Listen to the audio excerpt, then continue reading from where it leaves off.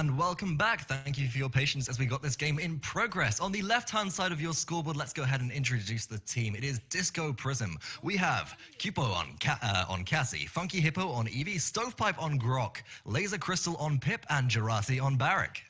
And of course, facing up against them for this game, we have Exordium, Kadoon on Barik, Michaela on Cassie, Mayaro on Grok, Donovan on Pip, and Pizaluk on Androxus, of course. So the flex pick there, we're looking at a difference between Eevee and Androxus. Cassie still picked up despite various nerfs in this week, so we'll see how she performs. I'm noticing no Ruckus, which has been a favored pick of some of the top teams on either, and there's a big flank coming out. Laser Crystal and Funky Hippo coming around on the backside of this of Exordium. DiskoPrism is going to try and pincer Exordium right in here, and it looks like they might be successful.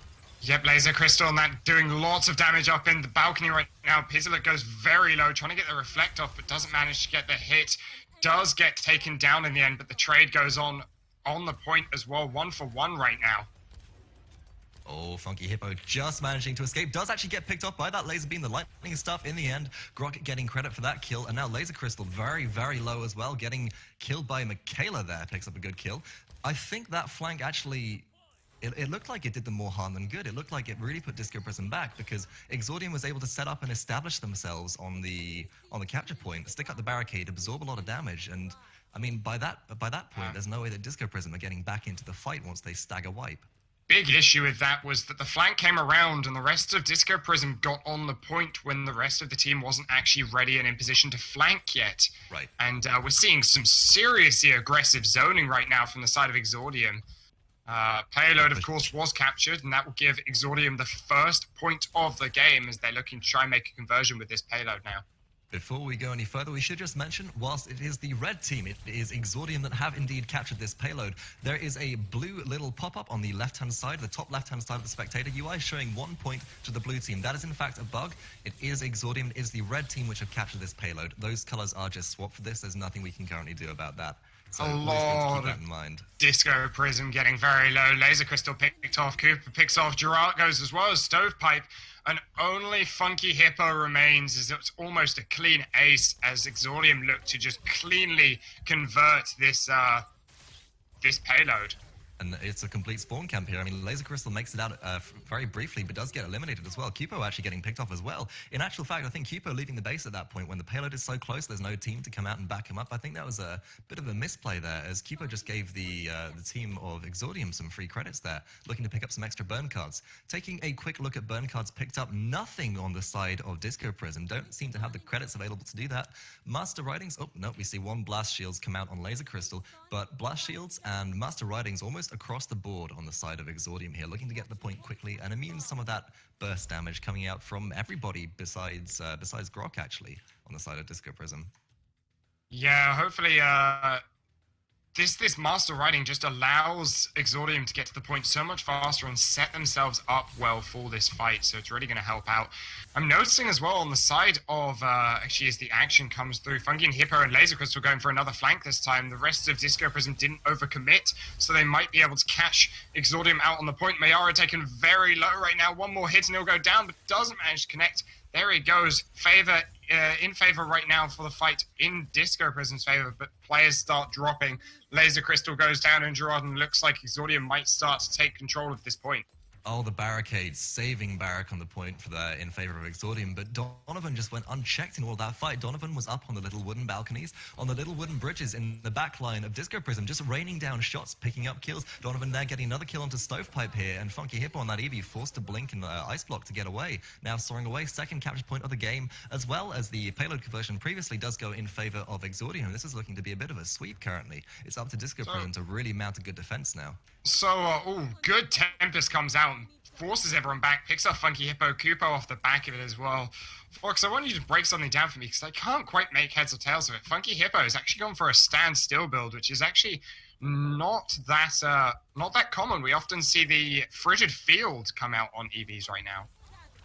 It's difficult to say. Oh, but hold that thought as Laser Crystal does actually fire off the Evil Mojo ultimate there, chickening a couple of players, but no follow-up comes out of it. So a bit of a wasted ultimate by Laser Crystal there, as no members of Exordium are actually picked up. Looks more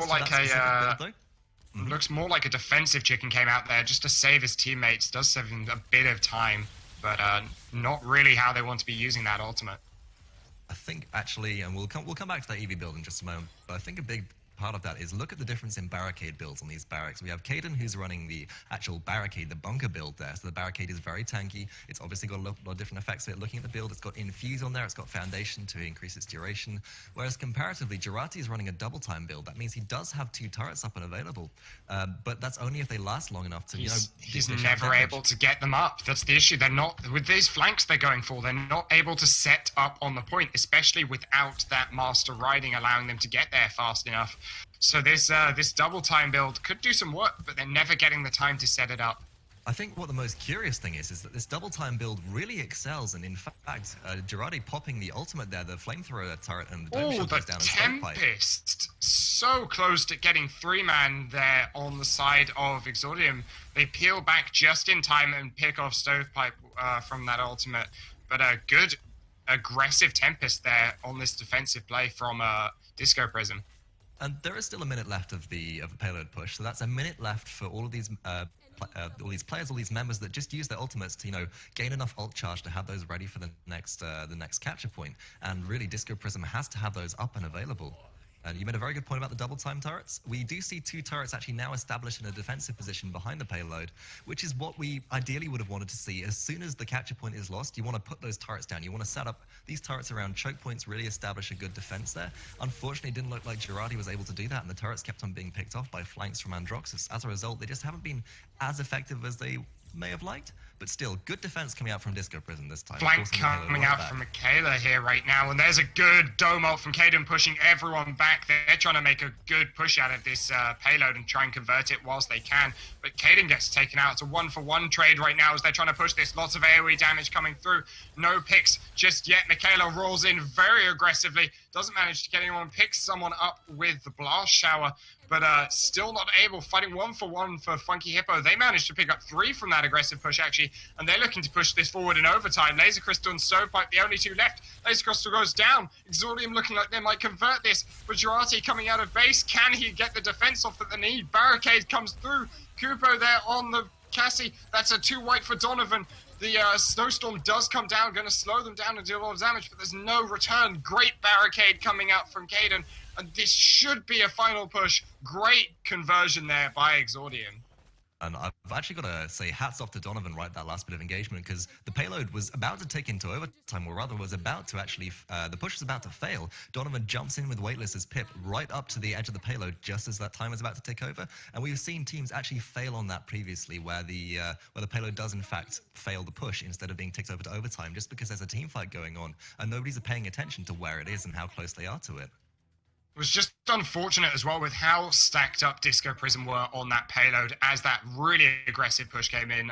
Michaela's positioning there on Cassie was extremely aggressive, but went almost unchecked as he picked up 1 kill with a blast shower and then went 1v1 versus Eevee in the back into the next round to everyone mines. Definitely a change of tactics as we...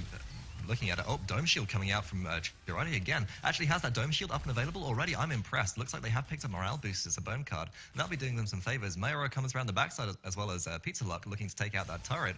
But, ooh, DiskoPrism did have the advantage. Great chicken, and there's the combo. Tempest picks up 2 kills. Funky Hippo returns, but he'll get picked off as well. The rest of the team getting wiped right now. Stovepipe, the only one left. He pops his Tempest in a last-ditch attempt, but doesn't manage to get any frags back for it. And Exordium wiping the fight. That ult combination was absolutely fantastic. That's how you make use of Evil Mojo. Evil Mojo leaves enemy players absolutely helpless when it's used effectively. It hit 4 men. The Tempest comes out. There's nothing that these players can do that are transformed. They absolutely just get wiped. There's no response to it. And with the amount of damage that Tempest does, there's no counterplay there if you can't get out of the fight or turn on Grok. And counterintuitively, we see the Grok...